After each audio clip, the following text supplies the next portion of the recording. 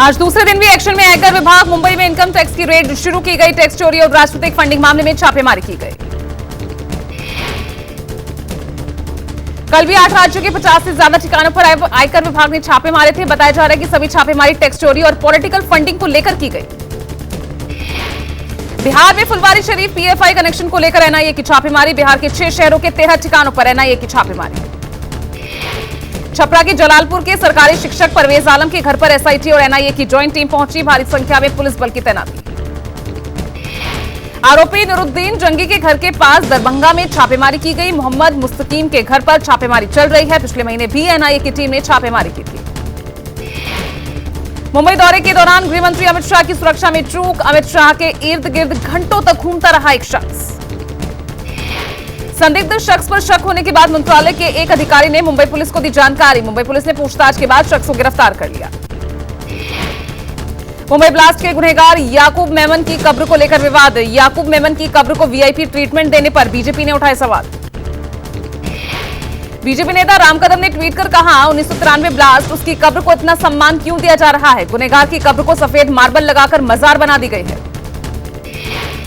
Arvind Kejriwal make India number 1 यात्रा आज से शुरू होगी। हरियाणा के आदमपुर से मेक इंडिया नंबर 1 यात्रा की शुरुआत करेंगे अरविंद केजरीवाल। लखनऊ में चौक इलाके में लेटे हनुमान मंदिर को नुकसान पहुंचाया गया। माथे पर टीका और हाथ में कलावा बांधकर तौफीक नाम के शख्स ने मूर्ति तोड़ी। आरोपी ने हनुमान और शनि भगवान की मूर्ति को पत्थर मार के तोड़ा। पब्लिक ने युवक को पकड़कर पुलिस के हवाले किया। कांग्रेस नेताओं ने पार्टी की भारत जोड़ो यात्रा के दूसरे दिन की शुरुआत की है। राहुल गांधी, वरिष्ठ नेता और सांसद पी चिदम्बरम, छत्तीसगढ़ के मुख्यमंत्री भूपेश बघेल ने कन्याकुमारी के अगस्तीस्वरम में पदयात्रा की शुरुआत की। पदयात्रा की शुरुआत से पहले राहुल गांधी ने भारत यात्रियों के कैंप स्थल पर राष्ट्रीय ध्वज फहराया। ये भारत यात्री कन्याकुमारी से कश्मीर तक 3570 किलोमीटर की यात्रा में साथ चलेंगे। यात्रा को लेकर जयराम रमेश ने कहा, पिछले 1 घंटे में हमने लगभग 4.5 किलोमीटर की दूरी तय की है। यात्रा भाजपा की विभाजन की राजनीति के खिलाफ लोगों को एकजुट करने के लिए है।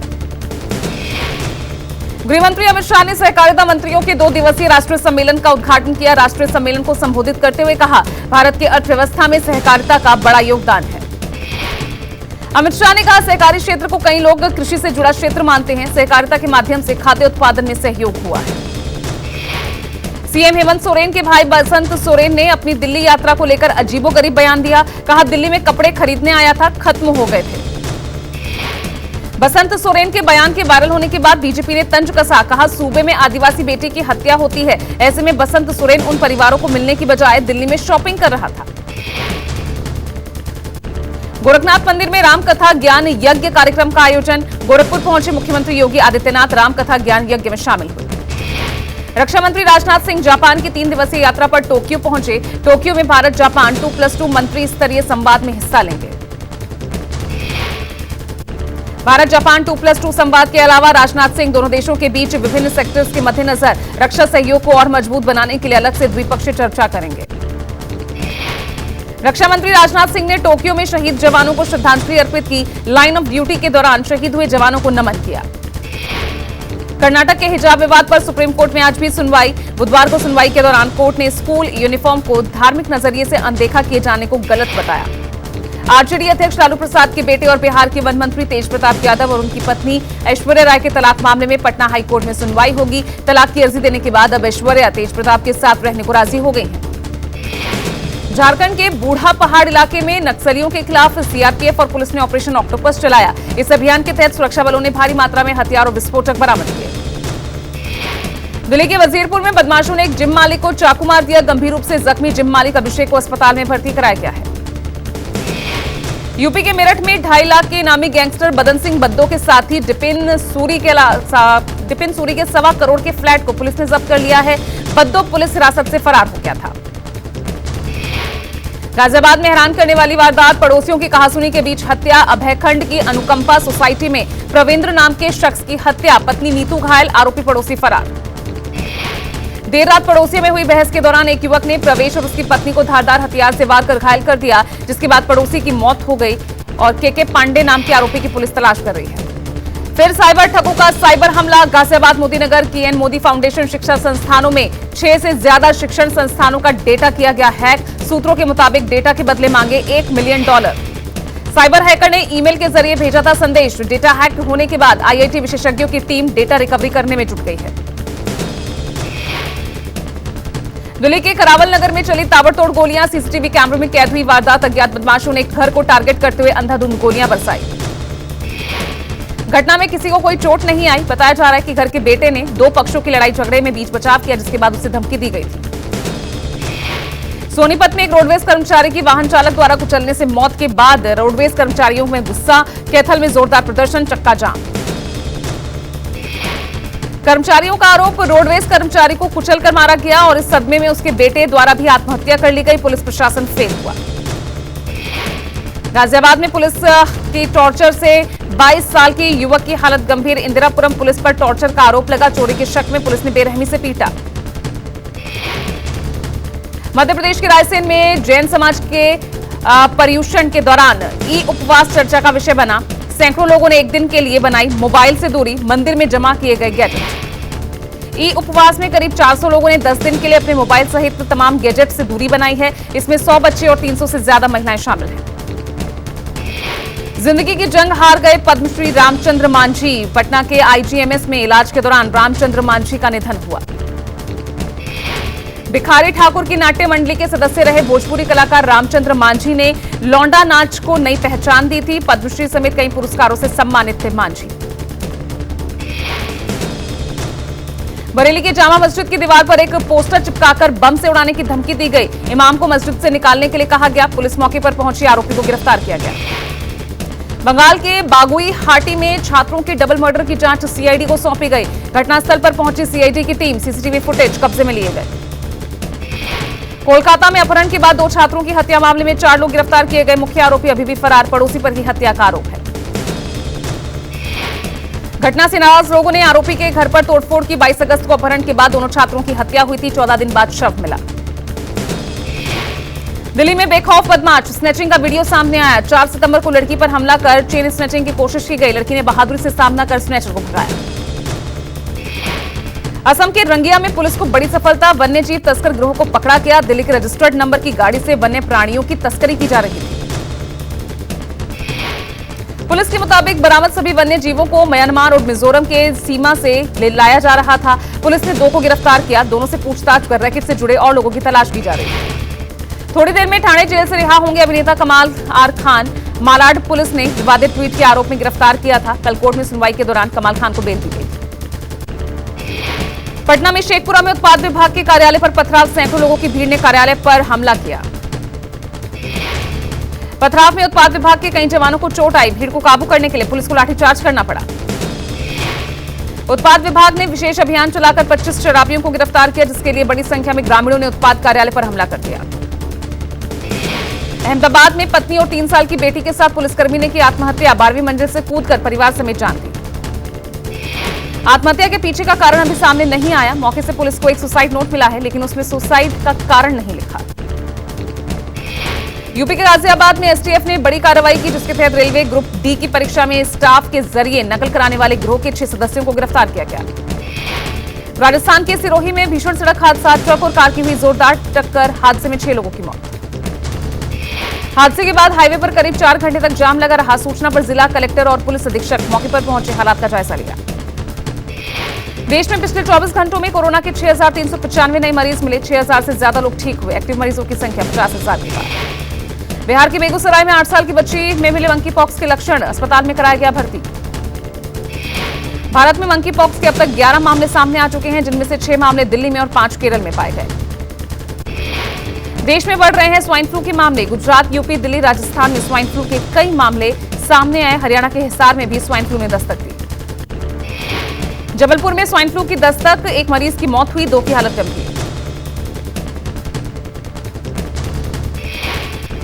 महाराष्ट्र में मौसम विभाग ने भारी बारिश का अलर्ट जारी किया है। महाराष्ट्र में 4 दिन तक के लिए बारिश का येलो अलर्ट जारी किया गया। मुंबई, ठाणे, पालघर, पुणे और रायगढ़ में भारी बारिश की आशंका। दिल्ली सरकार ने पटाखे बेचने, खरीदने, स्टॉक करने और इस्तेमाल पर 1 जनवरी 2023 तक रोक लगाई है। प्रदूषण को लेकर किया गया फैसला। आदेश के अमल के लिए सभी विभागों के साथ विशेष टीमें बनाई गई। पाकिस्तान सरकार के ट्विटर हैंडल पर भारत में लगी रोक, भारत सरकार की मांग पर ही ट्विटर ने यह कदम उठाया। रक्षा मंत्री राजनाथ सिंह को मिला मंगोलिया से राजसी घोड़े का तोहफा, राष्ट्रपति उखनागिन खुरेलसुख ने राजनाथ सिंह को उपहार स्वरूप राजसी घोड़ा दिया।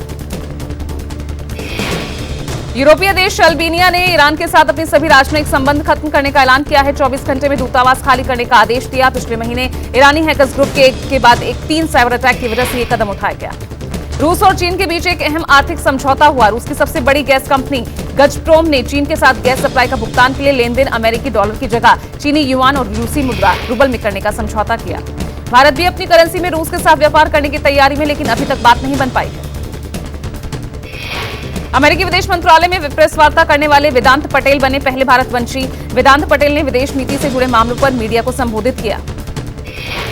अमेरिका के पूर्व राष्ट्रपति डोनाल्ड ट्रंप के घर से बरामद दस्तावेज उनके लिए मुसीबत बन सकते हैं। एक रिपोर्ट के मुताबिक छापेमारी में बरामद सीक्रेट दस्तावेज में विशेष गोपनीय फाइलें हैं। अगली खबर, अमेरिकी रूस को आतंकवाद का राज्य प्रायोजक देश घोषित नहीं करेगा। अमेरिका की यह दलील है कि ऐसा करने से हालात और बदतर होंगे। अमेरिका के राष्ट्रपति जो बाइडेन ने नई सालाना वैक्सीन का ऐलान किया है। इस वैक्सीन को 12 साल से ऊपर का कोई भी व्यक्ति साल में एक बार लगवा सकेगा। बाइडेन ने दावा किया, नई कोरोना वैक्सीन कोरोना के ओमिक्रॉन से ज्यादा सुरक्षित है। श्रीलंका में जबरदस्त आर्थिक संकट को लेकर यूएन ने एक रिपोर्ट जारी की, जिसमें कहा गया कि मानवाधिकारों के हनन और आर्थिक अपराधों की छूट की वजह से देश कंगाल हुआ। चीन के सरकारी अखबार ग्लोबल टाइम्स ने ब्रिटेन की नई प्रधानमंत्री लिज ट्रस को रेडिकल पॉपुलिस्ट करार दिया। ग्लोबल टाइम्स ने लिज को पुरानी शाही मानसिकता छोड़ने की सलाह दी। अमेरिका ने अंतर महाद्वीपीय बैलिस्टिक मिसाइल मिनटमैन 3 का फिर सफल परीक्षण किया है। अमेरिका ने कहा कि उसने रूस सहित तमाम देशों को 1 महीने पहले ही इस परीक्षण के बारे में बता दिया था। ईरान की एक अदालत ने समलैंगिकता को बढ़ावा देने के आरोप में 2 समलैंगिक अधिकार कार्यकर्ताओं को मौत की सजा सुनाई है।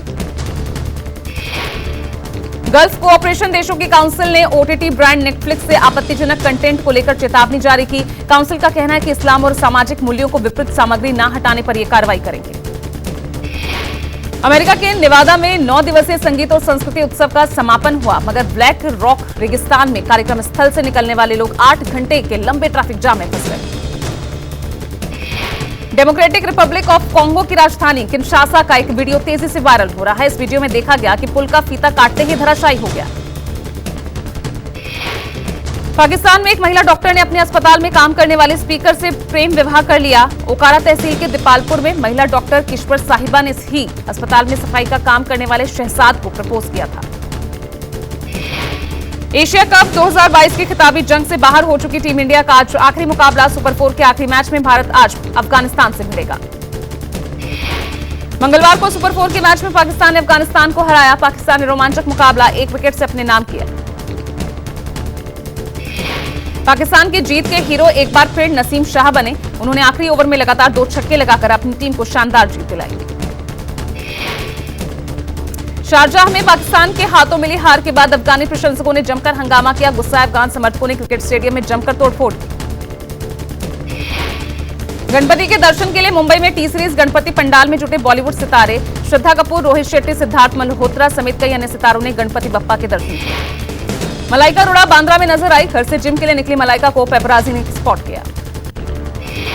भूषण कुमार, योगिता बिहानी और सैफ अली खान अपनी फिल्म विक्रम वेधा ट्रेलर के लिए स्पॉट हुए, पेपराजी को पोज दिया। रोहित धवन के ऑफिस में नजर आई Disha Patani. Lemon yellow short dress में बेहद खूबसूरत दिखी दिशा। मीजू रेस्टोरेंट के बाहर दिखी Shamita Shetty black short dress में बेहद खूबसूरत नजर आई।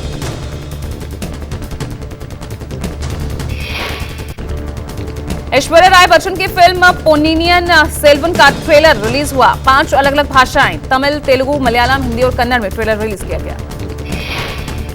फ्लॉप की हैट्रिक लगाने के बाद चमकी अक्षय की किस्मत। कठपुतली को IMDb पर मिली सबसे ज्यादा रेटिंग। बॉक्स ऑफिस पर धमाल मचाने को तैयार फिल्म ब्रह्मास्त्र। अब तक एडवांस बुकिंग में 1,31,000 टिकट्स बिक चुके हैं। जल्द ही शादी के बंधन में बंधेंगे अली फजल और ऋचा चड्ढा। इसी महीने के आखिर में दिल्ली में ऋचा चड्ढा और अली फजल साथ फेरे लेंगे। रिलीज होते ही हिट हो गया सोनाली फोगाट का आखिरी गाना छोरी का नाम। 1.2 मिलियन से ज्यादा व्यूज मिले।